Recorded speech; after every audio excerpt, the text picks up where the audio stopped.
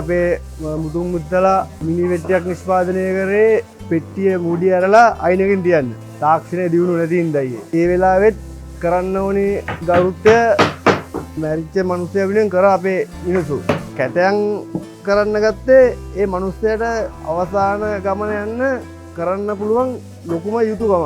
ජීවත් වෙලා ඉන්න අපි කරන එකම යුතුයකම තමයි ඒක ලස්සන පෙට්ටියක් නිෂ්පාදනය කරේ. දේසි නෑ. 6-7 පාරක් විතර දවසට අපේ ආයුධය කැඩෙනවා.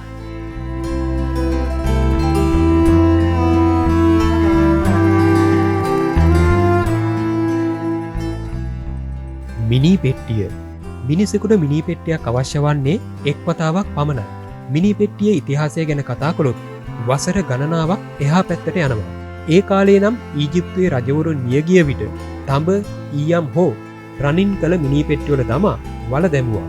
එහෙත් එකල සාමාන්‍ය මිනිස්සෙකුට නම් මේක කරන්න පුළුවන් දෙයක් නෙවෙයි. ඉතින් ඒ අය ඒ සඳහා විවිධ ක්‍රමවේද ඒ කාලේ භාවිත කරා.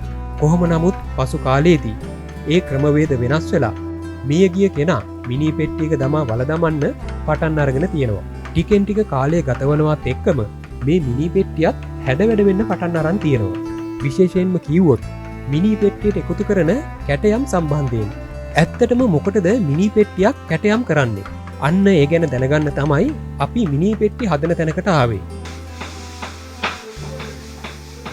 ඉස්සර අපි සාමාන්‍යයෙන් අපේ මුතුන් මුත්තලා මිනි පෙට්ටියක් නිෂ්පාදනය කරේ අර පෙට්ටිය මූඩිය ඇරලා අයිනකින් තියන්න. ඒ කාලේ අර ආයුධ තිබ්බේ නෑ. තාක්ෂණය දියුණු නැති හින්දායි. නැත්තම් ඒ මොකද ඒ වෙලාවෙත් කරන්න ඕනේ ගරුත්වය මැරිච්ච මිනිස්සු වෙනුවෙන් කර අපේ මිනිස්සු. ඉතින් දැන් අර කැටයන් කරන්න ගත්තේ ඒ මිනිස්සයාට අවසාන ගමන යන්න කරන්න පුළුවන් ලොකුම යුතුයකම. මිනිස්සු වශයෙන් අපි ජීවත් වෙලා ඉන්න අපි කරන එකම යුතුයකම තමයි ඒක. එයාට කැටයන් ශිල්පයක් අපි නිෂ්පාදනය කරලා ලස්සන පෙට්ටියක් නිෂ්පාදනය කරේ. දේසි නෑ. මොකද උදේ ගත්තට පස්සේ කටුව වෙනකම් වගේ අපි ඒක ඒ පෙට්ටිය වෙනුවෙන් කරන්න ඕනේ. මොකද අපේ රස්සාව එක පැත්තකින් එක පැත්තේ මිනිස්සයා මැරිච්ච වරුදු ගරුත්වය දීලා අපි ඒක ඇටේම හරියට කරන් නිෂ්පාදනය කරන්න ඕනේ. මොකද ඒක තමයි අපි කරන ඇත්තම ලොකුම කර්තව්‍යය. අමාරු කියන්නේ 6-7 පාරක් විතර දවසට අපේ ආයුධය කැඩෙනවා. ඇනෝල් ඩිටිනෝ. ඇනෝල් ඩිටිනෝ අපි ඒකත් නැවතත් මුවත් තියාගෙන ඒත් අතර ආයි හදාගෙන ඕනේ ආයමත් අපි රස්සා වැඩේ පටන් ගන්න. අද මම කරතවයි මොකද හේතුව ඇල්බිසෙලිය කියලා ලේසි නෑ. ඇල්බිසෙලිය තමයි කපන්න අමාරුම ලිය. මොකද හේතුව කොස්සක් එනවා. ඒ කොස්ස නැති වෙන්න තමයි අපි හැමතිස්සෙම නියම ආයුධේ මුවත් තියන්නේ.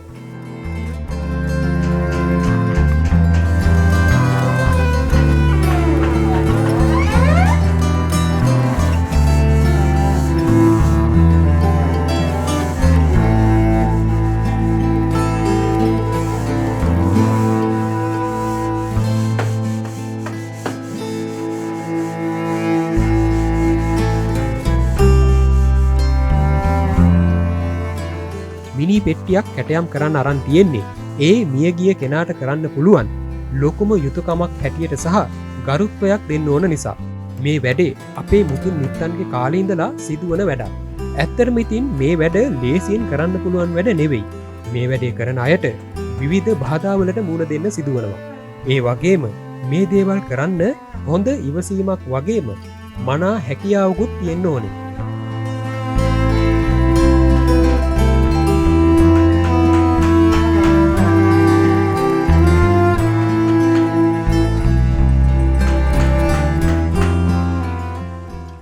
මේ වගේ පෙට්ටියක් අපි හදන්න ගත්තොත් ඇත්තටම අපි දැන් මේ පෙට්ටිය නිර්මාණය කරේ මේ පටි ගෙනල්ලා. මොනවාද මේ පටිය? මෝල්ඩින් පටි. මේ පෙට්ටියක් ගන්න අපිට අනිවාර්යයෙන්ම දවස් 3ක් යනවා. දවස් 3ක් යන මේ පෙට්ටිය ගන්න. මොකද මේ පෙට්ටිය දවසක් ගාලා මේ එක ලෑල්ලක් කලවන්න ඕනේ. ඊළඟ දවස් තමයි ඊළඟ ලෑල්ල ටික කලවන්නේ. අපි ගා පෙට්ටි ඩිසයින් තියෙනවා එක 50ක් 60ක් විතර වගේ ඩිසයින් තියෙනවා එතන.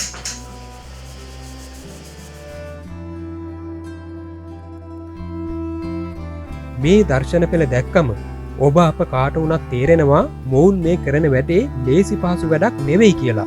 මොවුන් මොනතරම් කැපවීමක් සහ මොනතරම් මහන්සියක් වෙනවද කියලා මේ දේවල් කරන්න.